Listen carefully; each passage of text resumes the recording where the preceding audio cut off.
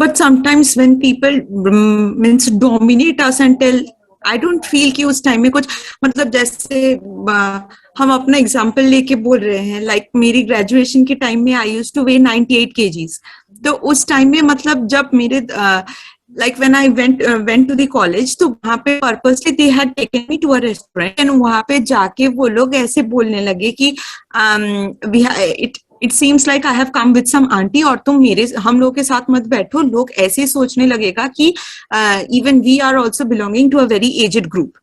तो मतलब उस टाइम में taking and that was my first time कि हम उन लोगों के साथ गए थे, and all of a sudden when they told in that way, मुझे बहुत ही खराब लगा था। और ऐसे भी हुआ था कि पूरा के पूरा रेस्टोरेंट में हम रोने भी लगे थे उस टाइप से, मतलब the way they had said. और कभी कभी ऐसे भी बोलने लगे कि they were calling aunty to me, और ऐसे बोलने लगे कि नहीं हम लोग उसे पहचानते भी नहीं है, वो ऐसे ही आई थी। उस टाइम में वो लोग कॉन्स्टेंटली बोलते जा रहे थे, and that point of time मतलब मेंटल इम्पैक्ट कुछ अलग ही रहता है until and unless we go to the process। तो मतलब solution, तो उस टाइम में हम लोग क्या करेंगे?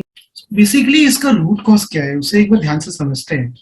अगेन आपके रिलेटिव ने कुछ आपको बोला और आपको उस बात को बुरा लग रहा है, तो पहली चीज तो क्या वो रिलेटिव के कमेंट्स आपके लिए इतने इंपॉर्टेंट हैं कि उनकी बात का आपको बुरा लग रहा है? जैसे फॉर एग्जाम्पल, अगर let's say if the same thing is said by any other person, any XYZ person whom you don't know, तब आपको क्या उतना इम्पैक्ट पड़ता है उन कमेंट से, या उससे कम इम्पैक्ट पड़ता है, या बिल्कुल नहीं पड़ता? What would have been the situation? Come impact.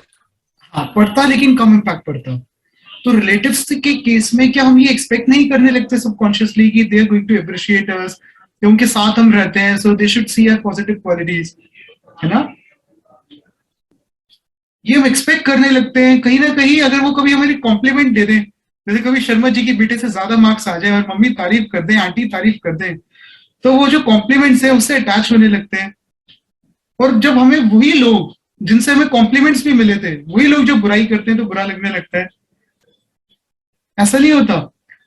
तो यहाँ कहीं ना कहीं अगर हम ये अंडरस्टैंडिंग बना लें कि हर एक इंसान के जो भी बिलीव्स है वो उसके पास के एक्सपीरियंस की वजह से बने, राइट? कोई पॉजिटिव सोचता है तो उसने पास में पॉजिटिव चीजें सुनी है।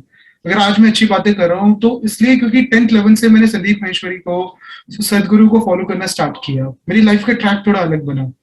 हो सकता है कोई इंसान हो जो हमेशा नेगेटिविटी में रहो, तो उसकी जो थॉट प्रोसेस है वो बहुत ज्यादा नेगेटिव है, वो बोल देते हैं और बोलने से पहले सोचता नहीं है कि why I am saying this. तो it is the way the other person is, इससे हमें क्यों इतना इम्पैक्ट पड़ रहा है? ऐसे अपने आप से क्वेश्चन करना होता है। जब आप ऐसे क्वेश्चन करोगे ना, आपको खुद ही आंसर मिलने लगेगा कि यार ये तो कोई इतनी बड़ी बात भी नहीं थी, ये इम्पैक्ट मेरे पे शायद इसलिए पड़ रहे हैं क्योंकि मैं कहीं ना कहीं उनसे एक्सपेक्ट करने लगी थी। तो एक्सपेक्ट मत करो। देखो क्या है ना, अगर एक तो है कि मैं आपको बोल दूं कि नहीं नहीं आपके रिलेटिव्स को ऐसे नहीं बोलना चाहिए, यू आर राइट, मैं आपकी जगह होता मुझे भी गुस्सा आता, so I will sympathize with you, but I will not be able to make you understand the phenomena. Phenomena बड़ा सिंपल है, we all are different, and वो वही बोलते हैं जैसे उनकी कंडीशनिंग है। अब आप उनकी बातों से इम्पैक्ट होने लग गए तो उसे ऐसे देखो कि आज से 20 साल बाद मैं भी इन्हीं आंटी की तरह बन जाऊंगी, मैं भी कहीं जाऊंगी और किसी 20 साल के किसी को देखूंगी तो उन्हें भी ऐसे ही बोलने लगूंगी। क्या मुझे इनके जैसा बनना है? नहीं बनना, तो साइकोलॉजिकली अपने आप को उनसे डिटैच कर दो। भैया इनकी लाइफ जैसे बीतनी थी बीत गई, I am going to do something phenomenal in my life. बस इतना सा करना है।